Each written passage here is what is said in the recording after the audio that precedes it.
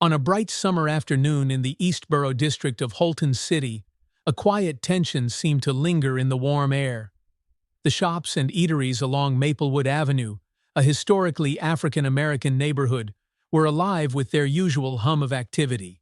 Friends chatting, families browsing, elders seated on porches, observing the world as it passed by. Children played basketball at a park across the street, their laughter mixing with the distant hum of traffic. Yet beneath these everyday sounds lay a subtle wariness, a feeling that something was not right in this part of town. Malcolm Johnson, a devoted husband, community mentor, and local high school teacher, stood outside a small convenience store run by his friend, Mr. Barnes. He was a kind, stalwart figure who believed deeply in doing good and teaching others to do the same. He and his wife, Ava Johnson, were well known in the neighborhood. Ava worked as a social worker, helping local families navigate resources and deal with issues of housing, healthcare, and education. Together, they were a respected couple who had always sought to build bridges rather than burn them. They were not radicals. They were simply good people who believed in fairness, honesty, and the power of community.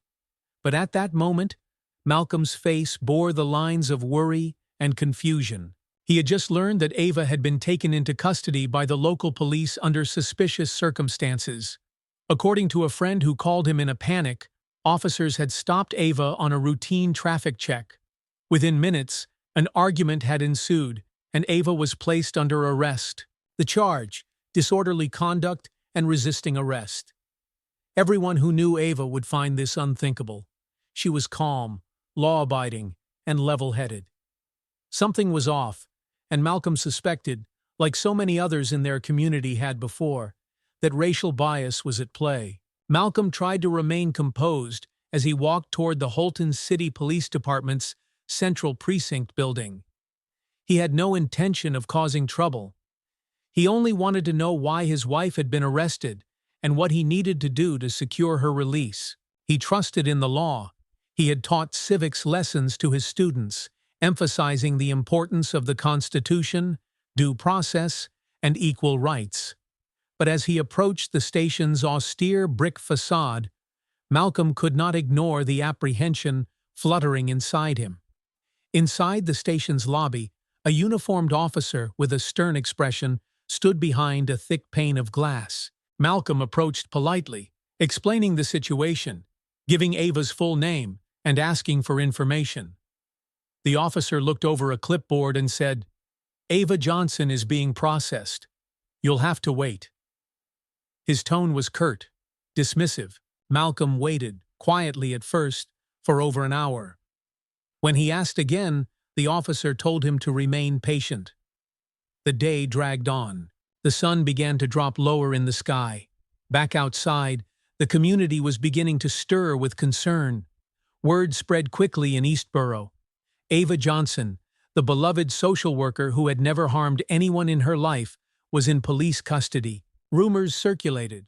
Some said the arresting officers were known for their biased treatment of African Americans. Others said that Ava had done nothing wrong, merely questioned why she was being pulled over, and had been immediately detained. Many remembered recent incidents in the city where people of color felt unfairly targeted by law enforcement. Not wanting to escalate matters, but determined to ensure fairness, several community leaders decided to gather outside the precinct. They carried signs calling for justice, calling for accountability. They were not there to break the law. They were exercising their constitutional right to peaceful assembly. Malcolm emerged from the station's lobby to find a small crowd forming. Neighbors, colleagues, parents of the students he taught. Quietly, they asked him what was happening.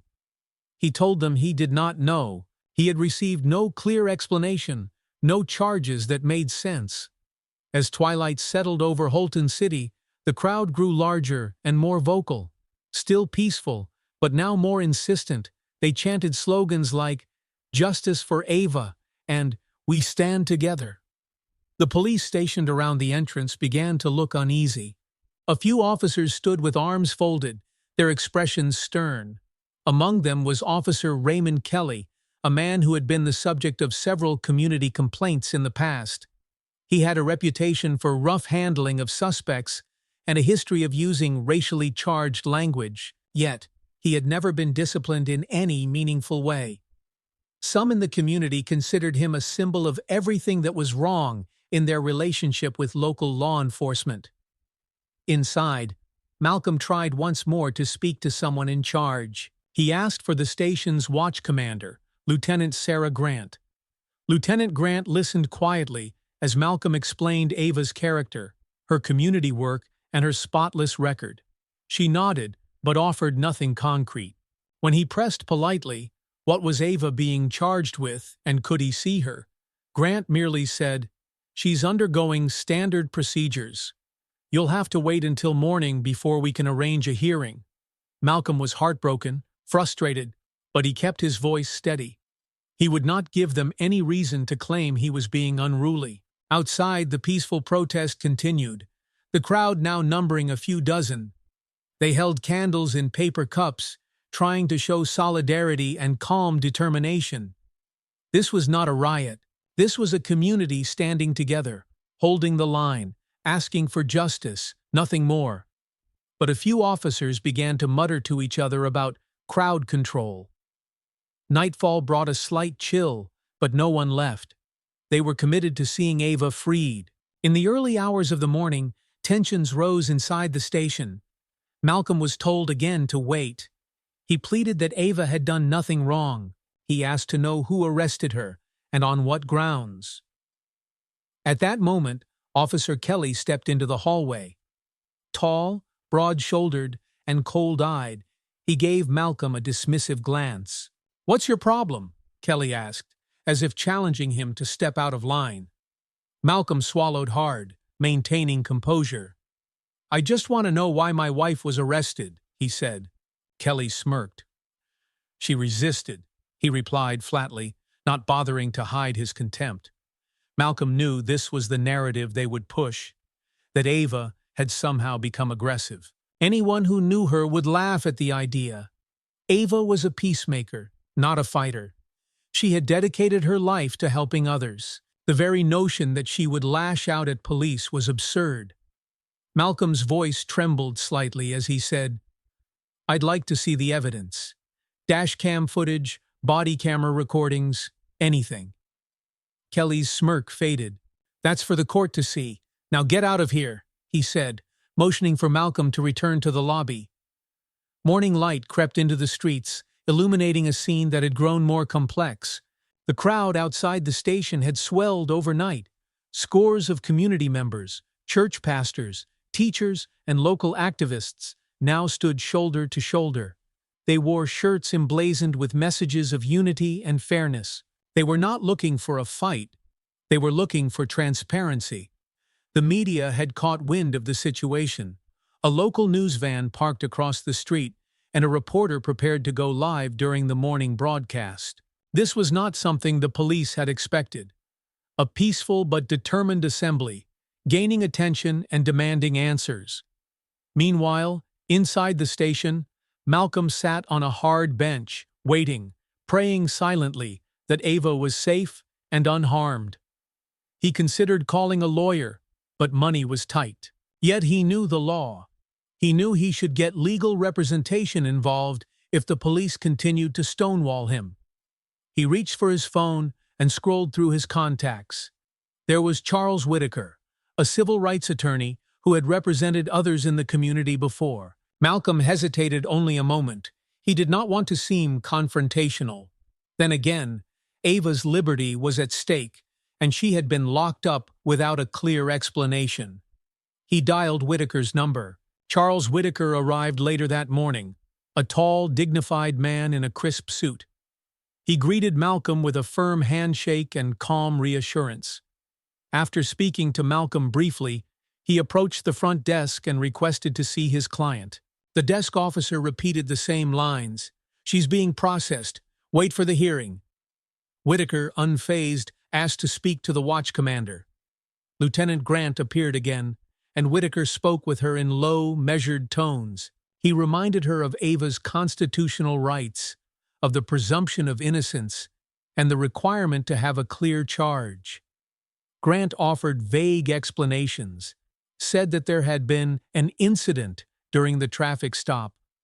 Whitaker asked if there was any claim that Ava had a weapon. Grant said no. Did she commit any violent act? Again, no. So on what grounds was she still in custody, and why so secretive? Outside, the community began to sing. They lifted their voices in a chorus of old spirituals and civil rights hymns. Their singing was gentle but powerful, an expression of faith and unity. The police stationed at the door looked uncomfortable.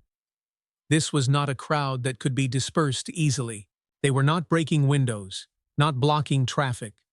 They were standing on the sidewalk, well within their rights, singing and holding signs. Journalists took notes, and cameras rolled. This was not the image of rioters that some might try to paint. This was a peaceful demonstration of principled citizens asking for justice. By noon of the second day, pressure mounted on the police department's leadership. Inside the precinct's offices, senior officers argued among themselves. Some, like Lieutenant Grant, seemed torn between following the chain of command and recognizing that this was spiraling into a potential scandal. Others, like Officer Kelly, doubled down, suggesting that giving in to the crowd's demands would show weakness. Meanwhile, Malcolm and Whitaker stood firm in their request: release Ava or present legitimate charges and evidence. In the hallway near the interrogation rooms, Ava sat alone on a metal chair, arms folded, doing her best to remain composed. She knew she had done nothing wrong. During the traffic stop, she had asked why she was pulled over. The officer had said something vague about a broken taillight. Ava calmly explained that her taillight had been checked just last week. The officer grew agitated, demanding that she cooperate. Ava asked what that meant. She was simply speaking, inquiring politely. Suddenly, she was ordered out of the car. Confused, she stepped out, and within moments, she found herself being handcuffed without explanation. Back in the lobby, Whitaker started pressing the police more firmly. He mentioned that he was prepared to file an emergency motion to have Ava brought before a judge immediately. He knew the law required timely arraignment, and holding her without charge for so long was questionable, if not outright unlawful. Lieutenant Grant sighed, muttering that she would check on the status. There was a sense that perhaps Ava had been arrested on flimsy grounds, and now the department was struggling to justify it. The crowd outside, now several hundred strong, included members of other minority communities, faith leaders from different denominations, and civil rights advocates who had rushed to the scene upon hearing about the incident. Their signs bore messages like, "Equal justice under the law," "Communities and cops need trust," and "No more unjust arrests." Yet despite the growing tension, no one on the protesters' side lifted a finger in anger. They were determined to show the world how to stand up for what is right within the confines of the law. As the afternoon wore on, a small contingent of state representatives arrived. They had heard about the situation and wanted to observe. The police department's brass became visibly nervous. Elected officials were hard to ignore. One of them, Representative Naomi Blake, was known for her work on police reform initiatives. She quietly took notes as she stood among the protesters, listening to their accounts. She then approached the station's front doors and asked to speak with the watch commander. After some hesitation, they allowed her inside. Lieutenant Grant and Representative Blake spoke behind closed doors. The conversation was terse. Blake asked why a respected community worker like Ava Johnson was being held without a clear, credible charge. Grant struggled to provide a coherent answer. Blake reminded her that such actions could provoke a civil rights lawsuit, not to mention the negative public relations storm that would follow. Grant said something about needing more time to review the arresting officer's report. Blake replied that delaying without cause was unacceptable. Meanwhile, Malcolm paced the floor of the lobby, nerves frayed but resolve intact. He loved Ava deeply. They had built a life together on principles of fairness, compassion, and standing up for the marginalized. To see her treated this way broke his heart. Yet he refused to lash out. He refused to give anyone the opportunity to paint him or his community as lawbreakers. Instead, he placed his trust in the law and in the collective strength of the people outside who believed in justice. By early evening, the atmosphere had shifted. Inside the station, the tension among the officers was palpable. Some officers whispered that the department should let Ava go before this got any worse.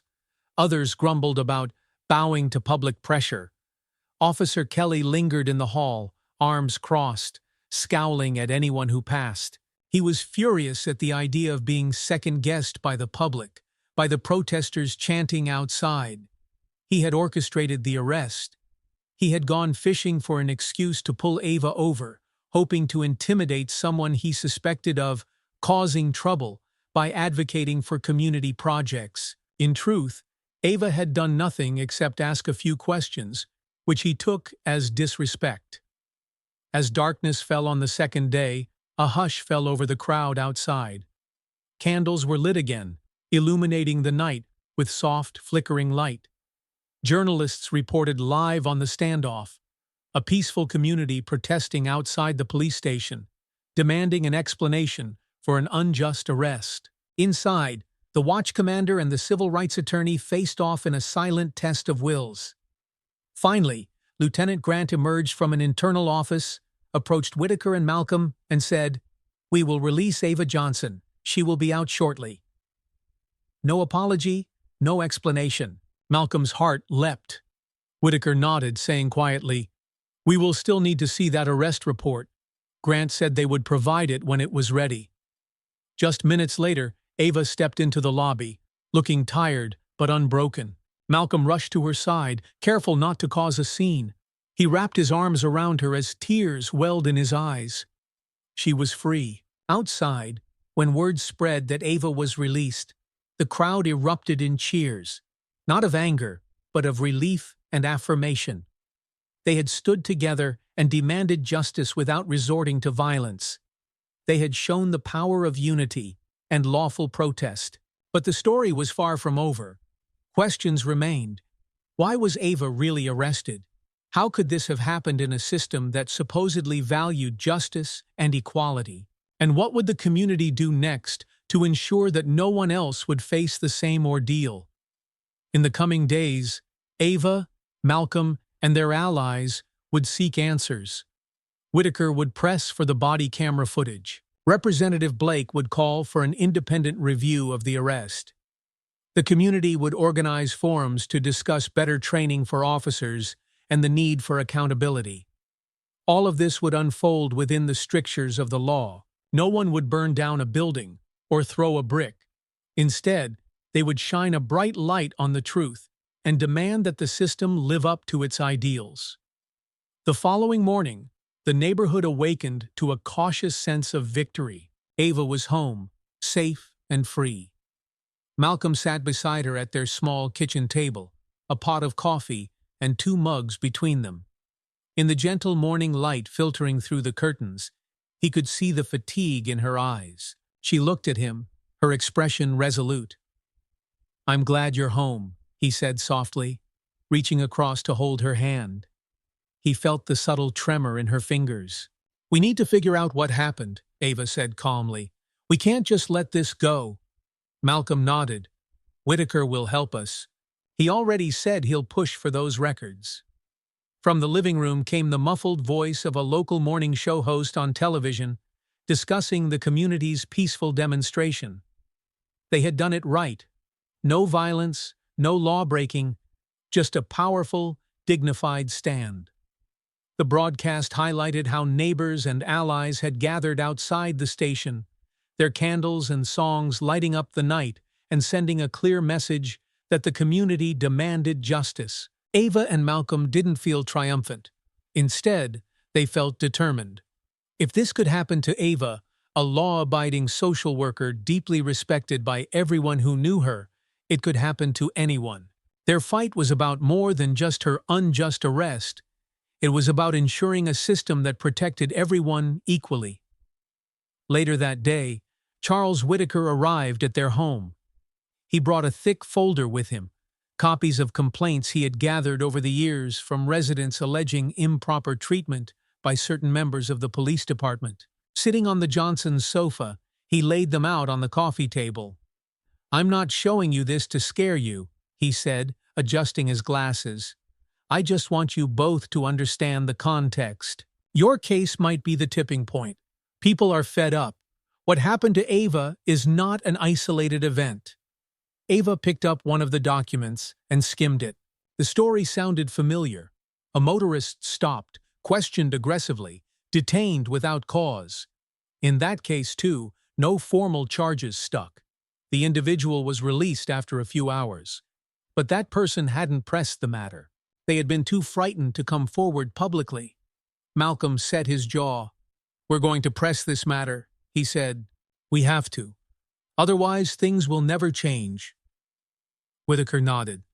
"First, we file a request for all records related to Ava's arrest, body cam footage, dash cam video, any written reports.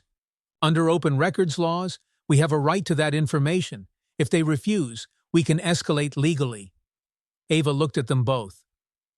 "I'll do interviews if I have to," she said firmly. "I'll talk to the media. People should know what happened." Before any interviews could be arranged, they received a call from Representative Naomi Blake's office. Blake wanted to meet with them privately at the local community center. That afternoon, Ava and Malcolm walked the few blocks to the center, a brick building adorned with murals celebrating African American history and culture. Inside, the rep waited in a small meeting room, along with a few aides and local pastors who had been involved in the peaceful demonstration. Representative Blake offered Ava and Malcolm seats at a round table and got straight to the point. "I'm relieved you're safe, Mrs. Johnson," she said, "but I'm troubled by what happened. We need to push for transparency. I'm going to call for a special oversight committee to review policing practices in this district. It won't be easy, and the department may resist." Ava appreciated Blake's directness. "What can we do to support that?" she asked. "Share your story," said Blake. "Testify if it comes to that. Help us build public pressure. The people in that crowd, your neighbors, showed the world how peaceful, lawful protest can command attention. We need their voices, and yours, to bring about real change." Malcolm took a breath. He and Ava weren't used to public confrontations or political battles. Their lives had been about community service and education, not high-stakes advocacy. But now, it seemed, they had been thrust into a leadership role, whether they liked it or not. They agreed to cooperate. Blake promised to keep them informed of any progress. When they left the community center, a few reporters waiting outside asked if they had any statement. Ava paused, then spoke carefully, choosing her words. "I'm grateful for the support of my neighbors. I believe in the law. I believe in justice. What happened to me shouldn't happen to anyone. We will use every lawful channel to understand why I was arrested and to prevent it from happening again." Her words were calm, measured, and powerful. They began to spread through local news outlets and social media. Within hours, more people in the city learned about the Johnsons' ordeal. Some posted messages of solidarity online. Others contacted Whitaker's office to share similar stories, hoping that maybe, this time, the system would listen. Back inside the Holton City Police Department, tension simmered.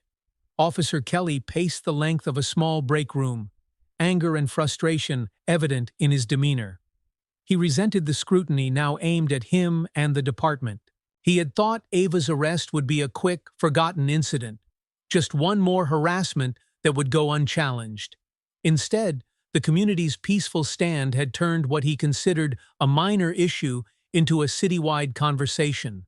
Lieutenant Grant entered, her face drawn and serious. She closed the door. "I've read your arrest report," she said to Kelly. "It's thin, very thin. The department's legal counsel is concerned." Kelly crossed his arms. "I followed procedure," he said dismissively. She got mouthy. I told her to step out of the car. She refused at first, so I arrested her for resisting." Grant frowned. "We have to be very careful. You know what's happening outside. Oversight committees, media scrutiny. If there's body cam footage contradicting your account, we'll be in serious trouble." Kelly's eyes narrowed. He said nothing, but his posture grew more rigid. Grant continued, "The chief wants to see the footage. If it shows you escalated without cause, you're the one who'll face consequences." He didn't reply. After Grant left, he paced the room again, his mind racing. He considered ways to justify his actions, to shift blame. But deep down, he worried that the footage would reveal the truth, that Ava had been calm, that his arrest had been arbitrary. He understood that under a magnifying glass, his actions wouldn't hold up well. Meanwhile, Charles Whitaker filed the necessary requests for evidence. He also reached out to the district attorney's office, asking if they planned to file any charges against Ava or if they would drop the matter entirely. The DA's response was cautious. They were still reviewing the case. Whitaker suspected the DA was buying time, assessing the political climate, waiting to see how strong the public support was and how clearly the evidence contradicted the officer's claims. A few days passed, and the public's interest didn't wane. Instead, it grew. A local civil rights group, the Eastboro Justice Alliance, organized a town hall meeting at the community church. They invited residents, local officials, the Johnsons, and even extended an invitation to the police department leadership to discuss policing reforms and the need for accountability. On the evening of the town hall, the pews of the old church were packed with people from all walks of life. African American families who had lived there for generations sat beside newly arrived immigrants, college students, teachers, small business owners, and community elders. Many remembered the moment Ava's story hit the news. They had been moved by the dignity and resolve the community showed. Charles Whitaker stood at a small lectern and addressed the crowd. He explained the legal process, the requests for evidence, the importance of transparency, and the role of state and federal oversight if necessary. The audience listened intently. This wasn't about vengeance. It was about making sure that the rule of law applied fairly to everyone. After Whitaker spoke, Ava and Malcolm took turns at the microphone. Malcolm thanked everyone for their support. "We want this resolved through proper channels," he said. "We want the truth to come out, and we want policies changed so this doesn't happen again." Ava recounted the arrest itself, how she had asked a simple question and was handcuffed almost immediately. She kept her voice calm, though it trembled slightly when she mentioned the fear she felt as they drove her away without telling her what she had done wrong. The crowd listened quietly, some holding tissues to their eyes, others nodding gravely. Then it was the community's turn to speak. One by one, people approached the microphone to share experiences or voice opinions. A local pastor talked about moral responsibility, urging compassion and justice. A mother recounted how her teenage son had been stopped by the same officer who arrested Ava, frightened and unsure why he'd been pulled over. Representative Blake took the stage, announcing that she was forming a small advisory group to draft recommendations for police reform in Holton City. She encouraged volunteers from the community to step forward. Dozens of hands went up.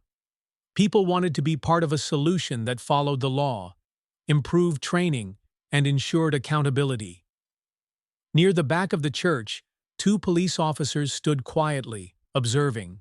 They were not high-ranking officials, just patrol officers who had been assigned to watch over community events. They heard the stories and the pleas for fairness. Neither had been involved in Ava's arrest, but they understood the weight of the moment. They, too, wanted a safer community, but one built on mutual trust, not intimidation. Over the next week, Whitaker finally received some documentation, partial reports, and a heavily redacted version of the arrest narrative. He was not satisfied. He pushed for the body camera footage. The police department claimed it was under review and not immediately available. Whitaker countered that such delays were unacceptable. The pressure mounted. Media outlets ran follow-up stories. Editorials in the local newspaper called for the department to release the footage. Online petitions gathered thousands of signatures. The Eastboro Justice Alliance planned another peaceful demonstration, this time on the City Hall steps, calling for full transparency. Inside the police department, the chief, an older man who had spent decades on the force, met privately with Lieutenant Grant. He was dismayed at the situation and worried about the department's reputation. "We're going to have to show them the footage," he said, rubbing his temples. "If we hold back, it'll only get worse." Grant nodded. "We need to be ready to deal with whatever's on that recording." The chief sighed. He had hoped this would blow over, that it would remain just a minor complaint. But now it threatened to become a catalyst for systemic change, and he wasn't sure if his department was prepared for that. He instructed Grant to retrieve the footage and schedule a meeting with the city's Internal Affairs Unit and legal counsel. As the wheels of accountability began to turn slowly inside the system, the Johnsons remained patient but vigilant. Ava continued her social work, helping families navigate various services and ensuring that children had the support they needed in school. Malcolm kept teaching, inspiring his students not just with academic lessons, but also with the values of civic engagement and moral courage. He did not preach at them, but his example, standing firm, upholding the law, seeking justice through peaceful means, spoke volumes. The day finally came when Whitaker received a call from the DA's office. They were willing to allow him to review the body cam footage under supervised conditions. Whitaker informed the Johnsons.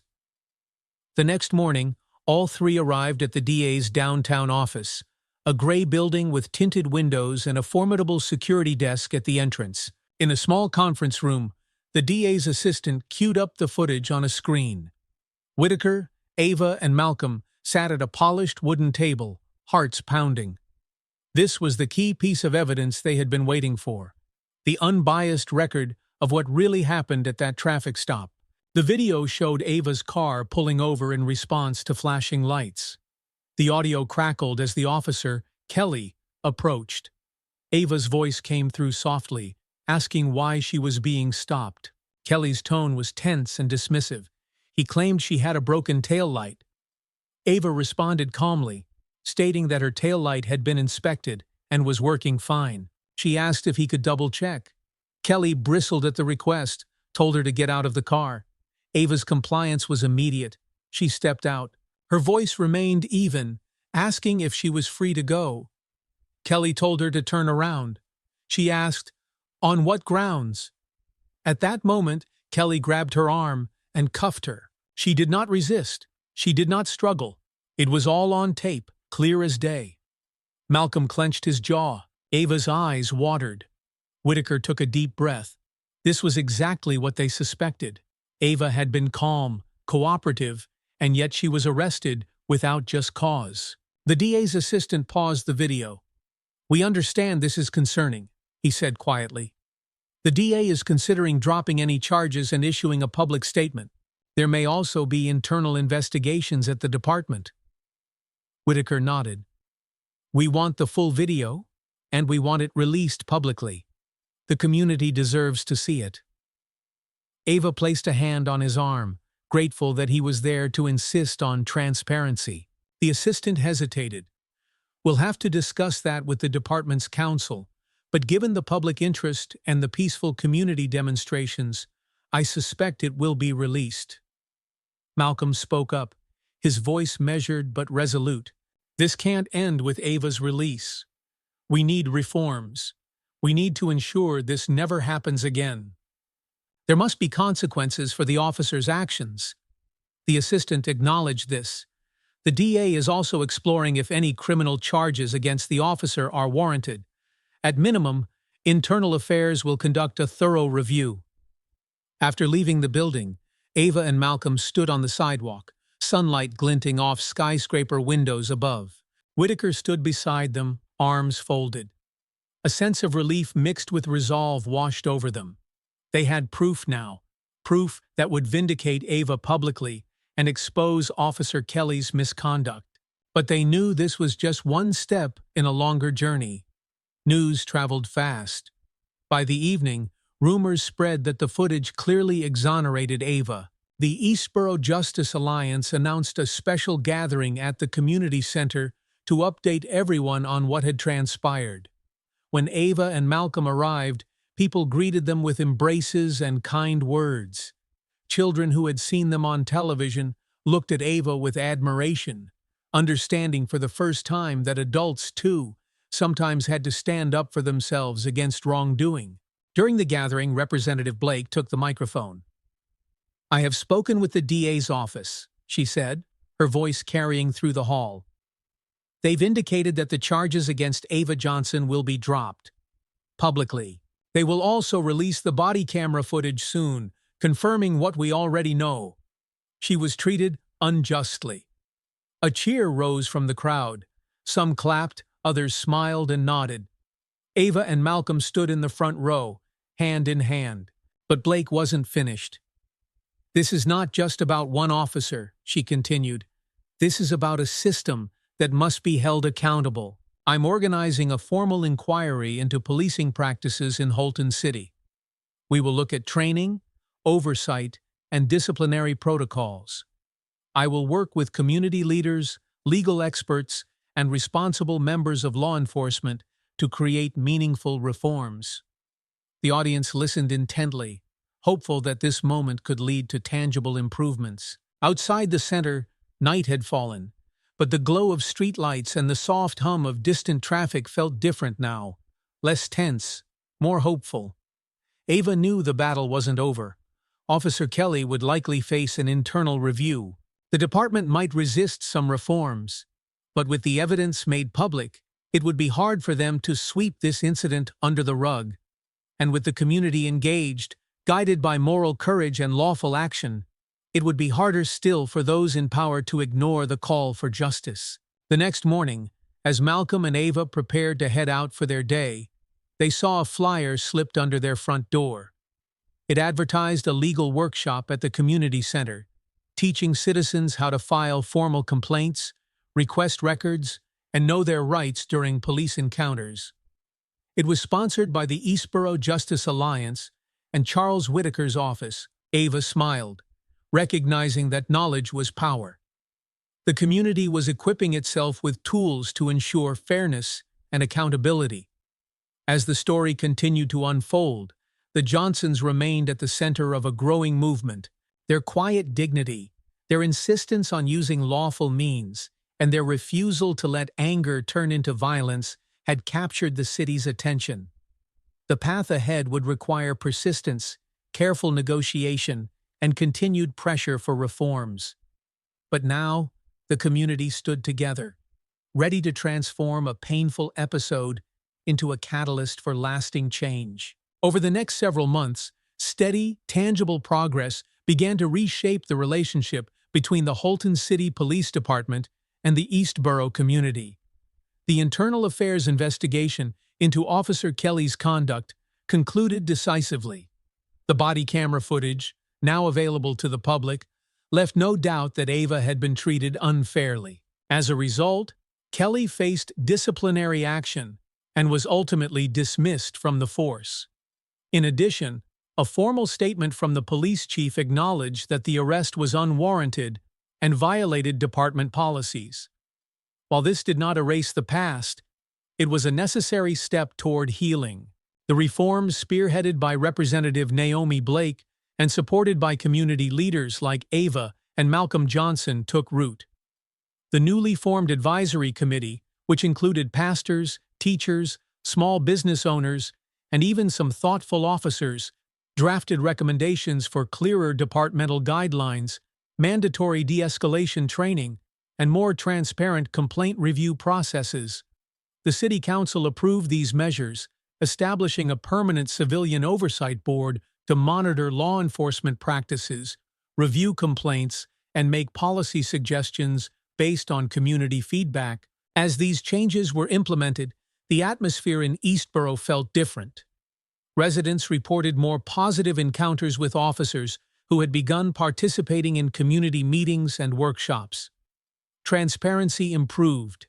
Body camera footage, when relevant, was made available in a timely manner.